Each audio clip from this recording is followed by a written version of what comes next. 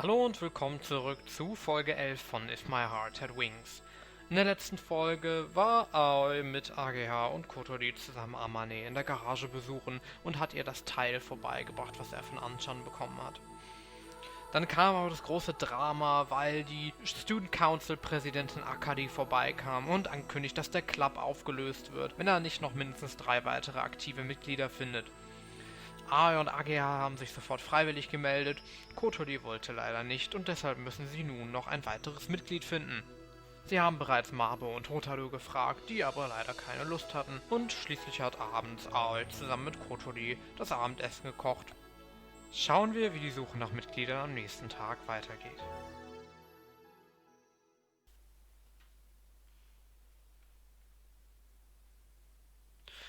We can't seem to find anyone.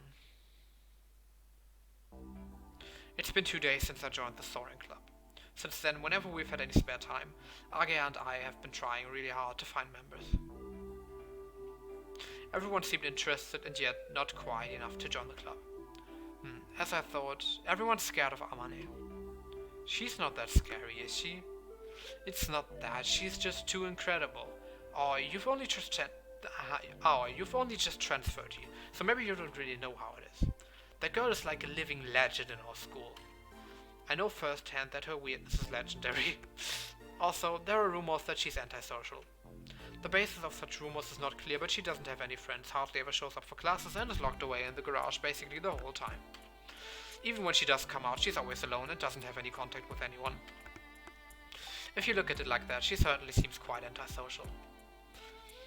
The club is led by Amane, right? It looks like people are worried that they won't be able to keep up with her. Then there's one other reason.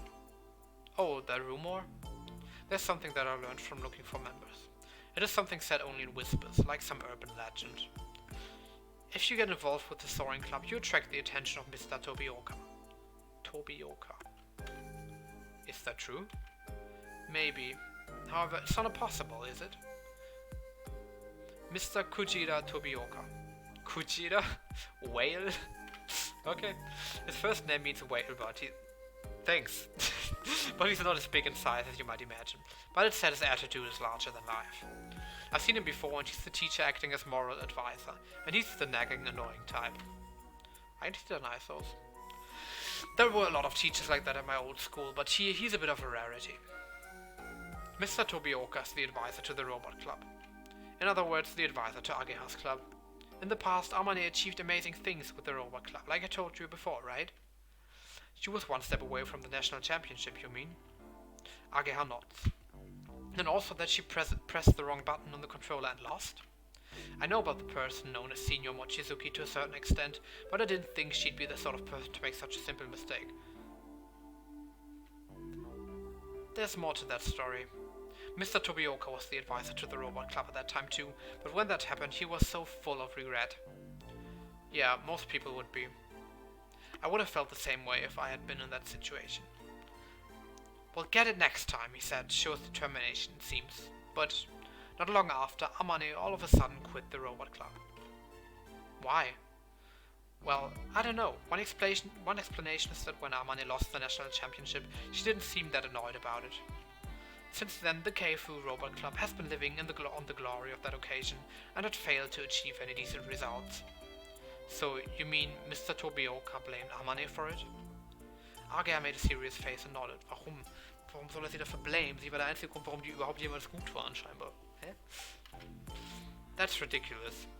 But I can't really say that. My last school was good when it came to sports. There's a sports scholarship program and it was important for the school to get results in tournaments.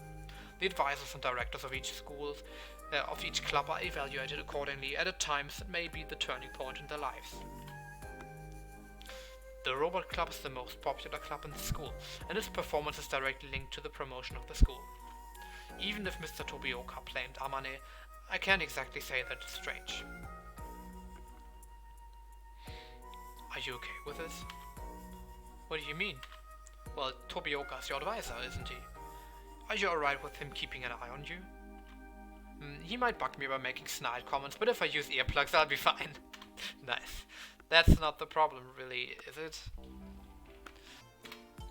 Ageha looked a little confused. I know what you're trying to say, Aoi, but there's something more important at stake, so there's not much I can do about it. What do you mean more important? Oh, well... Oh, it's you two. Aoi, Minasen, Ageha, Himegi, wasn't it? Hi. Hello, Vice President. You must be in the middle of gathering new members. It doesn't look like things are going too well, does it? The Vice President gave me a bitter smile as she made her assumptions. Yes, but it all comes down to us finding one more member. I will tell you this now, but ghost members will absolutely not be accepted. She frankly stated. Why is that? There must be other clubs that have ghost members, right? Or is it only us? The Vice President glares at us as we make our childish protests in vain.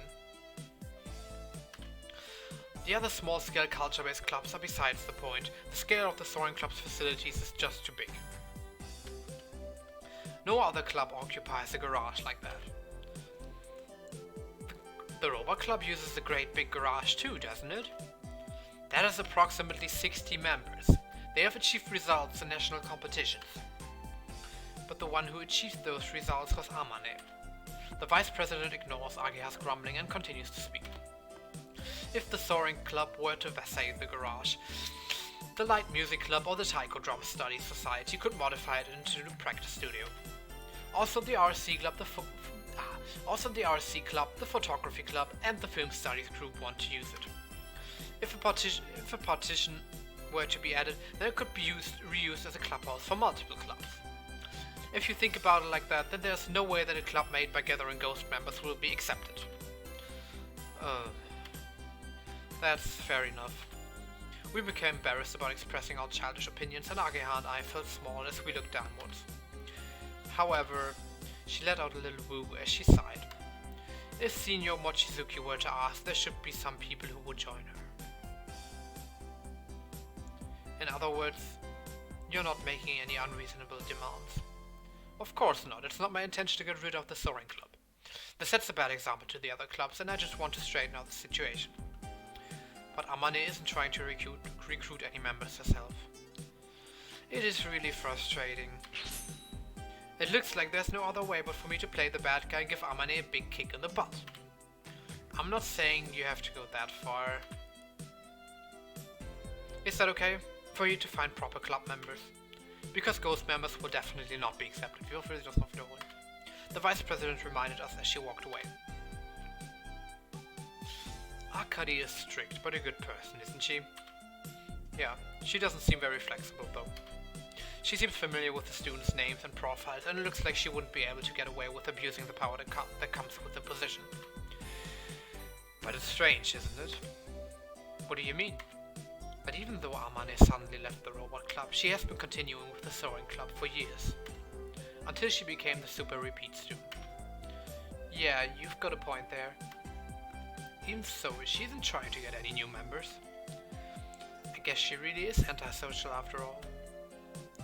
The more I know about the situation, the less I understand it.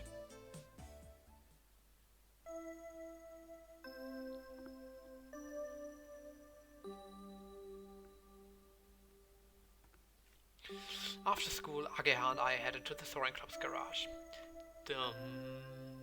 Dieses Schoolbell, warum ist die überall gleich? What the fuck, this is Japan. On the exact other side of the world. After all, we are already members. Hey, I'm sorry guys. As she looks at us, Amane bows her head in apology. Cut it out, Amane. Yeah, seeing you like this, Amane, somehow makes me feel like it's taking years off my life. If it's no good, I plan to leave here without fuss. I'm still looking for a place I can transfer to. Does that mean you're giving up on the club? Amane nods apologetically. Amane, why don't you look for new members yourself? I'm only doing this for myself, so I don't have any reason to involve other people. Is that what she really thinks? Is that because you don't want to let anyone to come near this place? If so, then we... No, that's not it. People are always welcome to come and take a look. But how about becoming members? Oh, I don't know. If they don't, then I know I won't be able to stay here. That would be a big problem. But as for what I should do, I still haven't been shown the answer. Harmony really looked distressed and became despondent. If we ask any more questions, all we'll be doing is cornering her even more. Anyway, once you've built the glider, what do you plan to do next? Enter a competition? We can use the club's objectives as material for our recruitment drive. As far as the quick check that we did goes, apparently there are competitions for gliders too. Competition? No, I'm not planning to enter anything like that. So, what are you going to do? There's a place I want to go. I want to go somewhere, so I'm building a plane. Amani gave a smile. It seemed just like she was about to start reminiscing about old times. A place you want to go? That's what Iska said. Once the glider is complete, we can go there. Iska? She said that name before. It will fly to the sky that Iska spoke of. Looking as if memories had come flooding back, she looked at the photo frame on the desk. The photo frame without a photo. She looked like she had gone into her own little world, and it didn't seem that we could ask her any more questions. Well then, we'll be off. To search for people who might join the club. Whatever answer Amani gives, avoiding having the club status repealed was the top priority. Oh, I'm sorry. No, instead of that, please try to...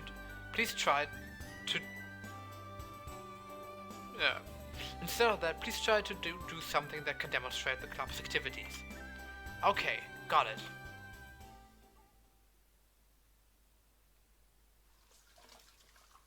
It was past 9 o'clock at night. In the kitchen I was washing the dishes for 5 people. In the dormitory there were 6 people, including myself, but Kotori didn't show up for dinner or to help prepare beforehand and was shut away in her room. Just in case, I put her dinner in the fridge. If she gets hungry, she can eat it whenever she wants. Maybe she's feeling down. Why does she want to drop out of school? Is it because of what Age has said? That it was because of the argument she had with the girls in the class? Is it because the lessons are boring? Or could it be something that I don't know about? It's possible. It could even be something that not even she understands. I, of all people, can't really say anything about other people. I don't think that anyone would understand the real reason why I came back to this town. To be honest, I still haven't really solved things for myself yet. As I began to feel kind of down, I was surprised to hear the sound of footsteps stopping down the hallway. Aoi. Kanako? Aoi, do something. About you running around in your underwear? What the fuck, girl? Oh, what is it? Could it be that you were attacked by a pervert? While I had my back to her, I couldn't stop my eyes from looking around in her direction.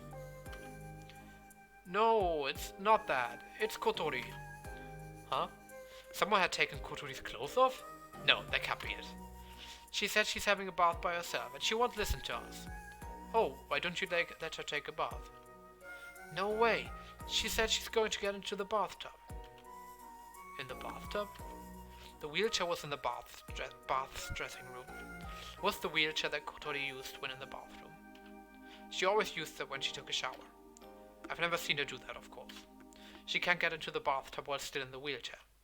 For her to get in the bathtub, she needed someone to help her. Her older sister isn't here, is she? She said she couldn't wait any longer. According to what I'd heard, Kotori has an older sister. She only gets into the bathtub when she comes here. Anyway, her sister hadn't come around here recently. At least not since I'd become the dorm mother. Yeah, no, leave me alone. I have a shower every day, so I felt like taking a bath. That's why I asked you to just let me in. No way, that's sexual harassment. Get lost. That's why I need you to do... What? Mädchen, was?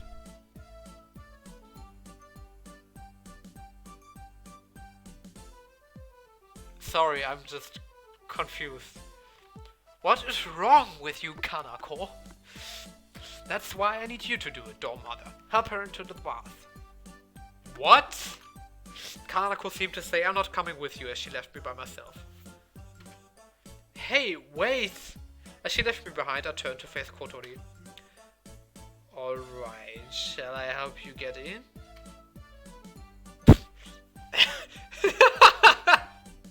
Die Antwort hat er verdient. She was glaring at me with an angry look on her face. I can't get in the bath by myself. Yeah, but... Hey, hold on. Kotori went into the dressing room and closed the door. If she does that, I can't exactly go barging in there all of a sudden. If you have any problems, call me right away, okay? I won't let you peek, she replied in a scary voice. There's nothing else I can do, so I wait outside. I sit down in front of the dressing room door, just like I'm guarding it. This isn't really that important, but to have one guy in a girl's dormitory makes taking a bath really inconvenient.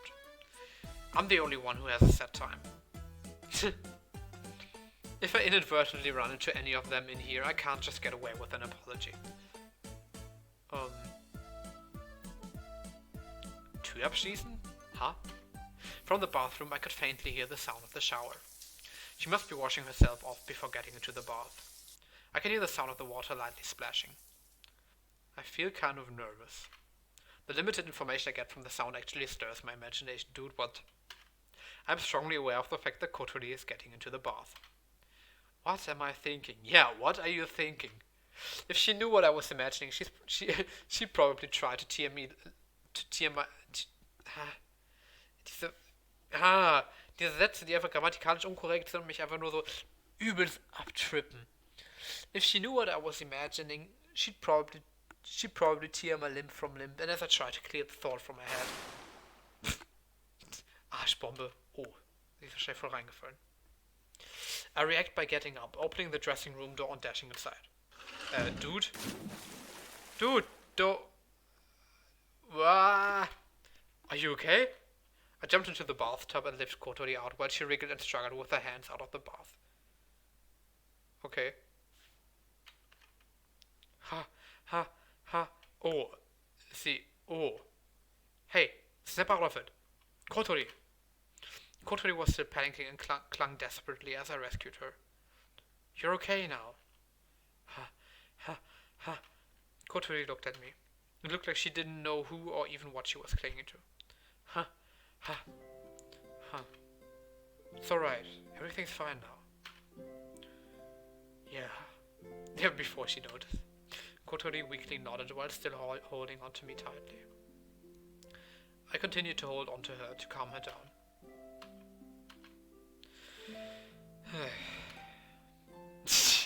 Yeah, both of us suddenly realized what we had failed to realize before. Yeah, I mean, at least she has a towel wrapped. Kotori was just wearing a towel. Holding her... I'm sorry. For a moment we didn't say anything, but she couldn't exactly kick me out, so we just held on to each other. Kotori tries to hide her chest, but squeezes even closer to me. It's okay, I'm not looking. Kotori goes bright red and looks like she's about to cry. I'll go now, sorry. I was about to put Kotori down on the floor. No, dude, no! I thought that if I went to call for Kanako, then everything would be cleared up. Don't go. Ikanaide. Weakly yet desperately, she held on to me. But... I'm embarrassed, but... Please.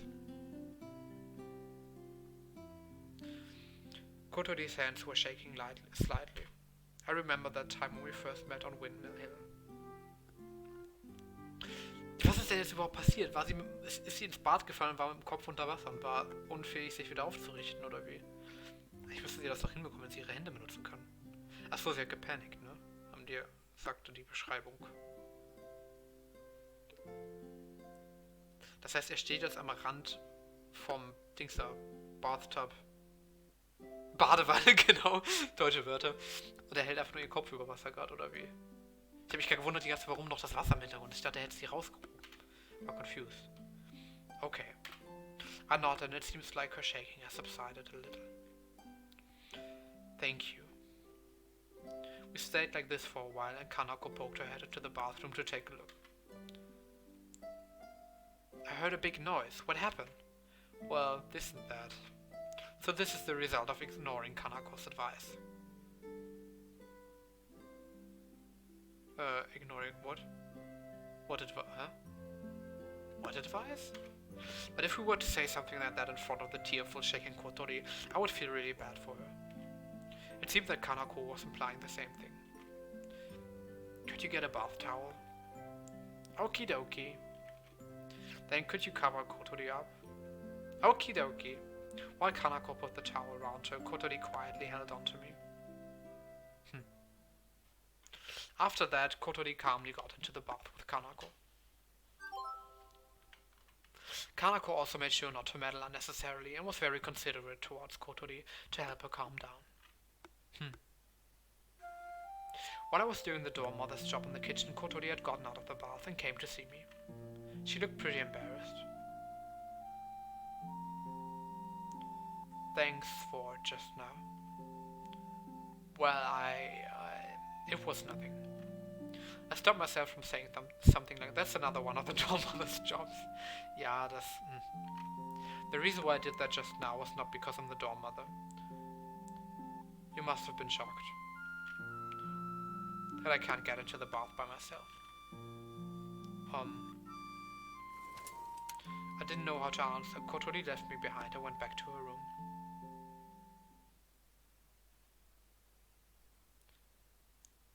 Hello, sis? No, it's nothing. I'm not crying. It's about school, that thing we were talking about before. Yeah. I've made up my mind.